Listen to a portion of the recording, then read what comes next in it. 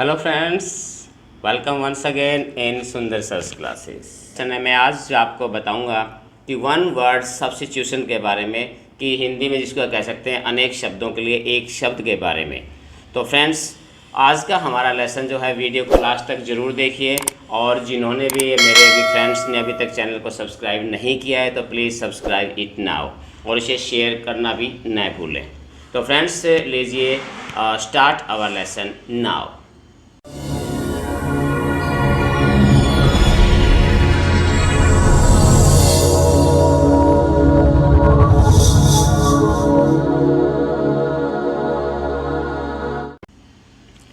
ये सबसे पहले जो आप स्लाइड देख रहे हैं, हमने जो वर्ड्स यूज़ किए हैं, a child born after the death of father, कि पिता की मृत्यु के बाद पैदा होने वाले बच्चे को क्या कहा जाता है इंग्लिश में। तो इसको हम क्या कह सकते हैं, पोस्टुमस। पोस्टुमस यानी कि इसको कह सकते हैं हम मरणोपरांत, इसकी जो हिंदी होती है मरणोपरांत। नेक्स्ट वर्ड जैसे हम लेते हैं, one who is able to use both hands, यानी कि जो दोनों हाथों का प्रयोग कर सकता हो एक साथ, उस ऐसे आदमी को इंग्लिश में हम क्या कहते हैं, एम्बिडेक्स्टरियस। इस प्रकार के आदमी को क्या कहेंगे हम, एम्बिडेक्टोरियस। ये इसका वन वर्ड सब्स्टिट्यूशन है। नेक्स्ट है that which can not be believed, ऐसी जिस पर विश्वास ना किया जा सके। इनक्रेडिबल, इनक्रेडिबल जिसका मीनिंग होता है अविश्वसनीय। तो next, one who knows everything, यानी एक ऐसा व्यक्ति जो सब कुछ जानता हो। तो इसके लिए वन वर्ड्स क्या होगा इसमें, omniscient, सर्वज्ञाता। omniscient, सर्वज्ञाता। नेक्स्ट वर्ड जैसे आप ले लीजिए, क्या है इसमें, a room where dead are kept, यानी कि जहाँ पर मृत लोगों को, यानी कि डेड बॉडीज़ को जहाँ रखा जाता है उसे क्या कहा जाता है, मॉर्चरी। मॉर्चरी क्या कहते हैं इसे, मॉर्चरी। मॉर्चरी जिसको हिंदी में कह सकते हैं आप शवगृह कह सकते हैं, जहाँ पर डेड बॉडीज़ को रखा जाता है, मॉर्चरी। नेक्स्ट वर्ड्स हमारा हमने लिया इसमें भाई, chief of A group of workers, यानी कि मजदूरों का जो समूह या जो काम करने वाले जो कामगार होते हैं, उनको जो समूह का जो लीडर होता है उसको क्या कहा जाता है, उसको फोरमैन बोलते हैं। Next word friends, government by a king, यानी कि एक राजा के द्वारा चलाई जाने वाली सरकार, जिसको हम हिंदी में राजतंत्र बोलते हैं। इंग्लिश में क्या बोलेंगे उसको, इंग्लिश में हम बोलते हैं उसको मोनार्की।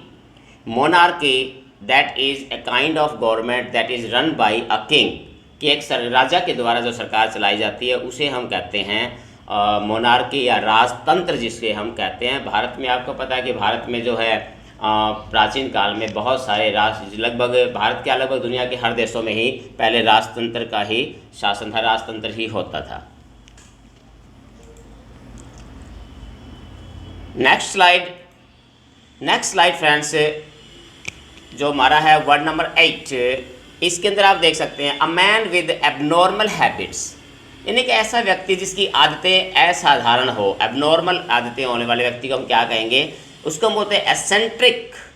एसेंट्रिक यानी कि अजीब बर्ताव वाला व्यक्ति कह सकते हैं हम, अजीबोगरीब व्यक्ति जिसका व्यवहार जो है एक अलग ही किस्म का हो, यानी असाधारण व्यवहार वाला व्यक्ति, उसको हम एसेंट्रिक बोलते हैं इंग्लिश में, वन वर्ड इसके लिए। नेक्स्ट है the scientific study of elections, यानी कि चुनावों का अध्ययन जो करते हैं, जो वैज्ञानिक तरीके से चुनाव का जो अध्ययन करते हैं, इस प्रणाली को क्या कहा जाता है इंग्लिश में, जिसको हम बोलते हैं भाई सेफोलॉजी। देखिए इसमें वर्ड्स हैं, सेफोलॉजी, पी साइलेंट है ये, तो सेफोलॉजी वर्ड है जिसका हिंदी में कह सकते हैं चुनाव विश्लेषण, एनालिसिस ऑफ इलेक्शंस। नेक्स्ट है person who is new to profession, यानी अपने प्रोफेशन, अपने व्यवसाय में जो नया प्रवेश करने वाले व्यक्ति को क्या बोलते हैं हम, नॉविस। नॉविस है जिसकी हिंदी में आप कह सकते हैं नौसिखिया, नवागंतुक या नौसिखिया जिसको कह सकते हैं, जो नया नया अपने धंधे में अभी आया हो। नेक्स्ट वर्ड है an animal lives in group, यानी ऐसे जानवर जो समूह में रहते हैं उनको क्या कहा जाता है भाई, ग्रेगरियस। ग्रेगरियस जो है या समूह तंत्र कह सकते हैं, समूह में रहने वाले जानवरों को ग्रेगरियस के रूप में, यानी वन वर्ड इनके लिए यूज़ किया जाता है, ग्रेगरियस।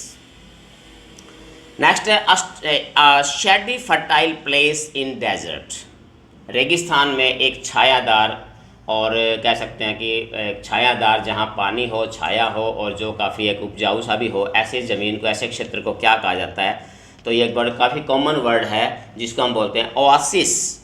ओआसिस, इसको हिंदी में मरुद्यान बोलते हैं हम, जो रेगिस्तान के बीचों बीच जो हरियाली पानी होता है तो उस जगह को हम बोलते हैं। तो फ्रेंड्स नेक्स्ट जो वर्ड हम ले रहे हैं वो हमारा word number 13, a person who Yeats too much.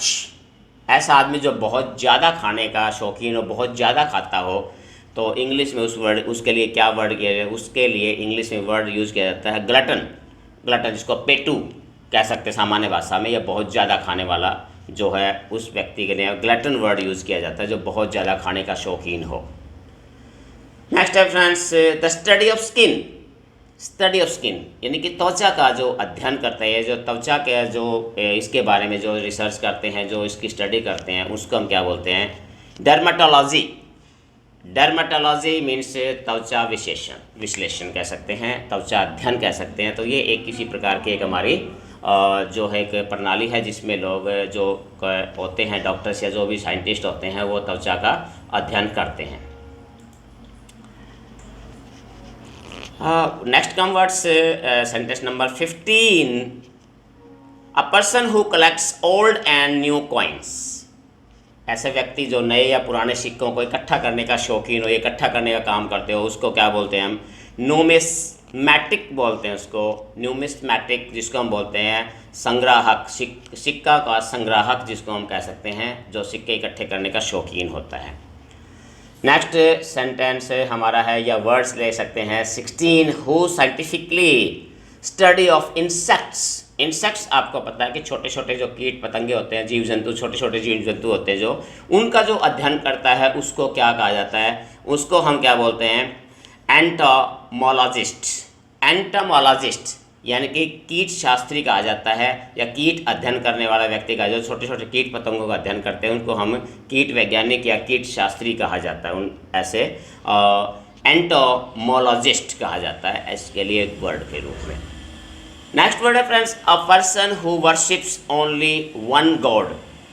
ये ऐसा व्यक्ति जो केवल एक भगवान के में की पूजा करता है, या एक भगवान यानी भगवान के एक मत में विश्वास रखता हो, ऐसे व्यक्ति को हम क्या कहते हैं, तो ऐसे व्यक्ति को हम मोनोथिस्ट बोलते हैं। मोनोथिस्ट मीन्स एक ऐश्वर्यवादी, जो केवल एक ईश्वर के वाद में जो विश्वास यानी एक परमात्मा एक है, इस फेथ के अंदर बिलीव रखता है, उसके लिए हम बोलते हैं मोनोथिस्ट। इसके लिए करेक्ट वर्ड यूज़ किया जाता है। नेक्स्ट है जैसे a job carrying no salary, यानी कि ऐसी नौकरी जिसमें सैलरी आपको ना मिलती हो, तो इसको हम बोल रहे हैं ऑनरेरी। ऑनरेरी जिसको हिंदी में कह सकते हैं अवैतनिक, स्वैच्छिक या अवैतनिक कह सकते हैं हम, केवल जो एक शौक के लिए की जाती है, ऑनरेरी। नेक्स्ट है जैसे the killing of a race, यानी कि एक पूरी जाति का संहार कर देना, पूरी जाति को जो है बड़े पैमाने पर जो है वो जो है किसी को मार डालना, तो दंगा वगैरह जैसे करते हैं तो उसमें बहुत सारे लोगों को जो है एक साथ मार देना। तो इस प्रकार जो एक्ट होता है उसको हम क्या बोलते हैं, उसको हम बोलते हैं गेनोसाइड। जेनोसाइड या गेनोसाइड, तो जेनोसाइड का मतलब होता है नरसंहार, बहुत बड़े पैमाने पर जब कत्लेआम होता है उसको हम जेनोसाइड बोलते हैं। तो ये इसके लिए वर्ड यूज़ किया जाता है। नेक्स्ट हमारा 20th word, animals living in water. Simple सा है, कई बार आप एक आगे आया भी होगा कि ऐसे जानवर जो पानी में रहते हैं, तो पानी में रहने वाले जानवर हैं जिनको हम क्या होते हैं, एक्वेटिक बोलते हैं, जलीय जीव। किनको, एक्वेटिक या जलीय जीव जो पानी में रहते हैं। Next friends words number 21, that is a place where birds are kept, यानी जहाँ पक्षियों को रखा जाता है। पक्षियों को रखा जाने वाला स्थान को हम क्या कहते हैं, अवेरी। अवेरी मीन्स से पक्षीशाला कह सकते हैं, या जहाँ पक्षियों को रखा जाता है, अवेरी, इसके लिए वर्ड यूज़ किया जाता है। अब फ्रेंड्स नेक्स्ट स्लाइड हमारे पास है वर्ड नंबर 22। वर्ड नंबर 22 के अंदर क्या है, a person who enters without any invitation, या एंट लिखा गया है तो ये थोड़ा सा इसको ठीक कर लीजिए, एनी होता है इसमें, एनी इन्विटेशन, यानी बिना निमंत्रण के कोई व्यक्ति जो आ जाता है तो उसको हम क्या बोलते हैं, बिना बुलावे के या बिना निमंत्रण के, बिना किसी की इजाज़त के जो हमारे अंदर हमारे घर में या किसी जगह प्रवेश करता है, उसको क्या कहते हैं इंग्लिश में, that is called intruder. Intruder Hindi में आप कह सकते हैं घुसपैठिया। इंट्रूडर्स घुसपैठिया होता है जो बिना किसी की इजाज़त के किसी की सीमा में किसी के घर में प्रवेश करता है। नेक्स्ट वर्ड है अ सॉन्ग संग at the death of a person. देखिए काइंड ऑफ पोएम के अंदर आता है ये कि एक ऐसा गीत या कोई भी ऐसी कविता जो किसी की मृत्यु कर गाई जाती हो, तो ऐसे के लिए हम बोलते हैं एलिजी, शोक गीत बोलते हैं। तो ये एक काइंड ऑफ पोइट्री है ये, कि जो हम देखते हैं पोइम के विभिन्न प्रकार उसी के अंदर आते हैं। एक एलिजी भी, शोक गीत इसको बोलते हैं, किसी अपने प्रियजन की मृत्यु पर गाया जाने वाला गीत होता है ये। नेक्स्ट वर्ड है a thing fit to be eaten, खाने योग्य वस्तु, ऐसी चीज़ जो खाने के योग्य हो, तो इसको हम एडिबल बोलते हैं। एडिबल, खाने योग्य, जो हम जिसको हम आसानी से खा सकते हो, खाने के लिए काबिल हो, तो इस चीज़ के लिए एडिबल वर्ड यूज़ किया जाएगा उसके लिए। नेक्स्ट जैसे study of ancient things, very common word है ये, कि प्राचीन वस्तुओं का अध्ययन। जो प्राचीन या पुरानी चीज़ें होती हैं हमारे पास, कोई भी चीज़ हो सकती है, फोर्ट, क्ले, बिल्डिंग्स, या जो भी पुरानी एंशियंट प्राचीन ऐतिहासिक जो वस्तु होती हैं, तो उनका जो अध्ययन करता है उसको हम क्या बोलते हैं? आर्कोलॉजिस्ट। आर्कोलॉजी अध्ययन के, आर्कोलॉजिस्ट तो होता है जो अध्ययन करने वाला व्यक्ति, और इस विधा को क्या बोलते हैं? स्टडी को क्या बोलते हैं? आर्कोलॉजी। यानी कि हम कह सकते हैं ये वर्ड से यूज़ किया जाता है एक पुरातत्व विज्ञान कह सकते हैं इसको हम, जो पुरानी चीज़ों के अध्ययन करते हैं, पुरातत्व विज्ञान, आर्कोलॉजी। नेक्स्ट है वॉकिंग इन स्लीप।